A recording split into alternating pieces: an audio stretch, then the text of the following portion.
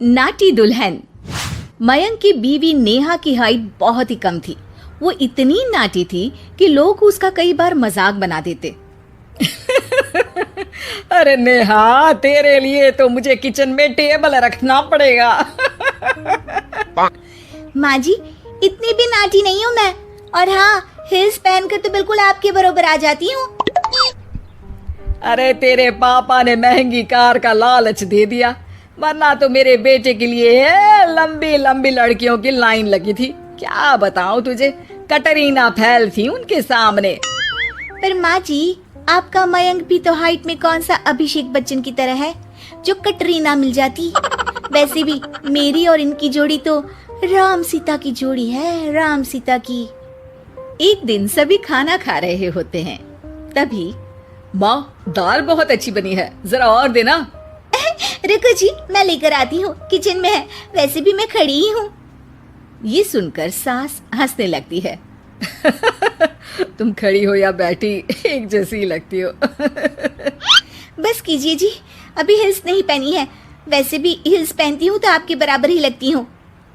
एक दिन नेहा सब्जी लेने बाहर निकलती है तो पड़ोसन कहती है, अरे देखो देखो कितनी नाटी है, मयंक तो दिखने में अच्छा है, हाइट भी ठीक ठाक है, फिर क्या जरूरत थी ऐसी नाटी बहू लाने की। दहेज बहन, दहेज, अंधे हो गए थे पैसों के पीछे, अब करे जगह साई। दोनों की बात नेहा सुन लेती है और उसे बहुत गुस्सा आ जाता है। आंटी जी, एक बात बताओ, मेरे पापा के पास पैसे हैं, उनको अच्छी लड़की की तलाश थी, ये पसंद आए और शादी हो गई, इसमें मेरा क्या कसूर है जो आप लोग मुझे सुना रही हैं? अरे नहीं नहीं नेहा, हम तो तेरी सास की बात कर रहे थे कि कितनी लालची औरत है। देखिए, वो लालची नहीं है, हाँ, उनकी कुछ शौक है जो वो अपने बेटे से पूरा करवाना चाहती है, और देखा जाए तो उसमें उनकी गलती भी क्या है भला। अगर इन्होंने मुझसे शादी की है तो जरूर कुछ न कुछ तो अच्छाई नजर आई होगी ना। और अब ना तो मैं आपकी बहू हूँ और ना ही आपके रिश्तेदारों को मुझसे मिलना है, फिर ये बात समझ नहीं आई कि आप इतना परेशान क्यों हो रही हैं।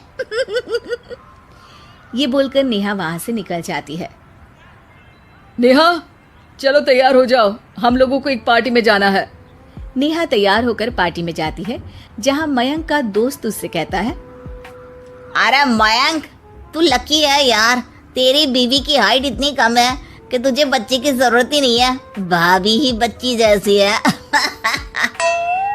और मयंक, मेरी बीवी इतनी कम हाइट की हो ना तो मैं तो घर से बाहर ही ना निकलूं, कहीं फुदक कर चली गई तो लेने के देने पड़ जाएंगे। सभी नेहा पर हंसने लगते हैं। तभी पार्टी की जगह पर आग लग जाती है।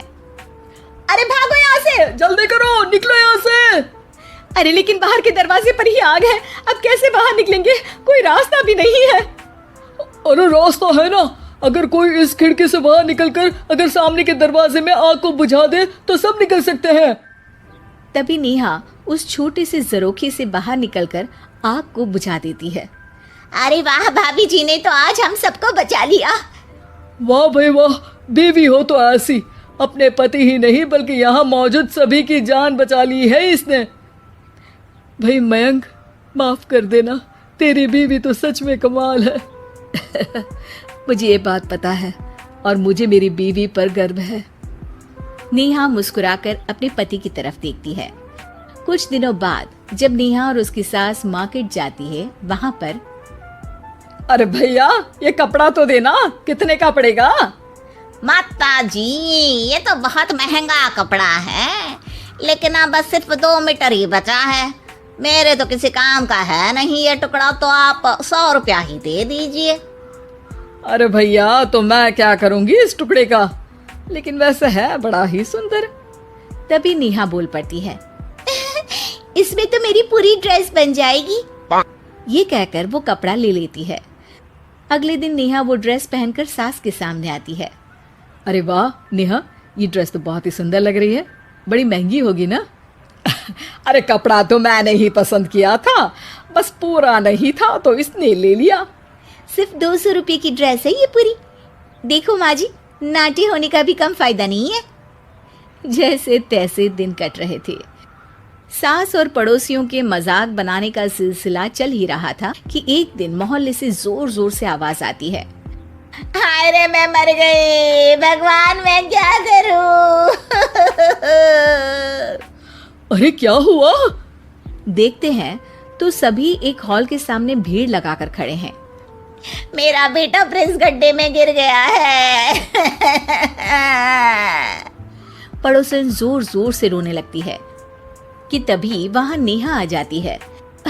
रोइए मत, मैं प्रिंस को लेकर आती हूँ।